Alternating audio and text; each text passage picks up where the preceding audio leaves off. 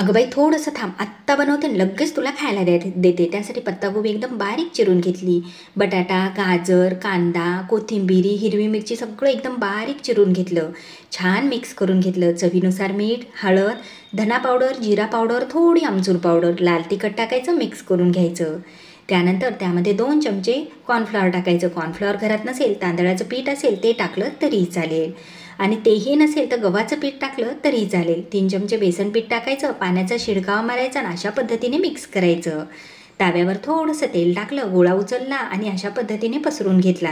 जास्त जाडी नाही, जास्त पातळी नाही.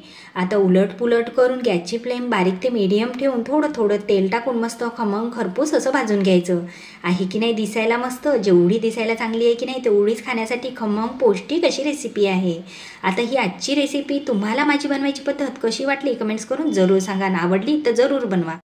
अहो बनवा तर खरी, फक्त बनवायला उशीर आहे. सगळेजण मागू मागू खातील. पत्ताकोबी एकदम बारीक चिरून घ्यायची, भरपूर कोथिंबिरी टाकायची, 1 वाटी गव्हाचं पीठ, 2 चमचे रवा, 1 चमचा बेसन पीठ, वाटलेलं लसण अद्रक, चवीनुसार मीठ, लाल तिखट, हळद, धना पावडर, जिरा पावडर, आमचूर पावडर जरूर टाकायचं, कस्तुरी मेथी आणि कुटलेली थोडीशी लाल मिरची, थोडंसं तेल टाकायचं, मिक्स करायचं, पाणी टाकून अशा पद्धतीने पीठ चुरून घ्यायचं.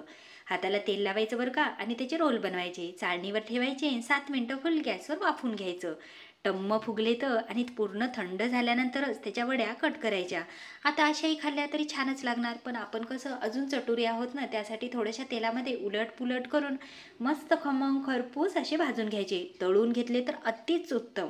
नंतर थोड्याशा सॉसमध्ये छान डुबुक डुबुक करून ही वडी खायला घ्यायची. इतकी मस्त स्वादिष्ट अशी ही पत्ताकोबीची वडी ना, तुम्ही वारंवार. रोजचाच प्रश्न, आज काय बरं नवीन बनवायचं जे सगळ्यांच्या आवडीचे असेल. त्यासाठी एक बाऊलमध्ये 1 वाटी रवा, 1 चमचा बेसन पीठ, अर्धी वाटी आंबट दही, थोडं थोडं पाणी टाकून बॅटर भिजवायचं अशा पद्धतीने.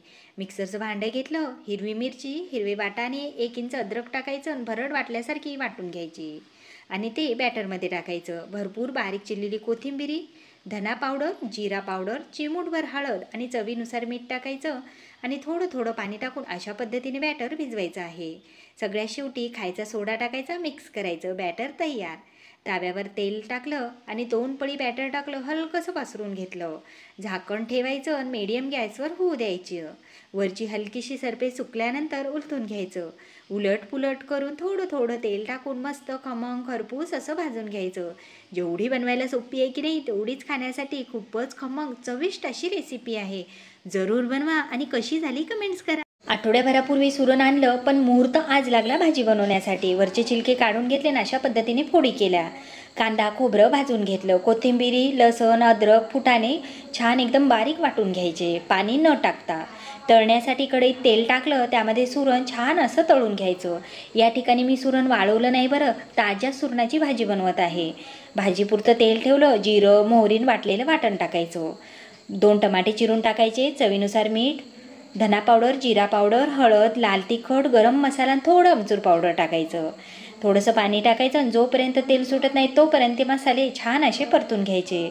तर या ठिकाणी मसाला छान परतला गेला, त्यानंतर सुरणाचे काप टाकायचे, मिक्स करायचं आणि वरून गरम पाणी करून टाकायचं.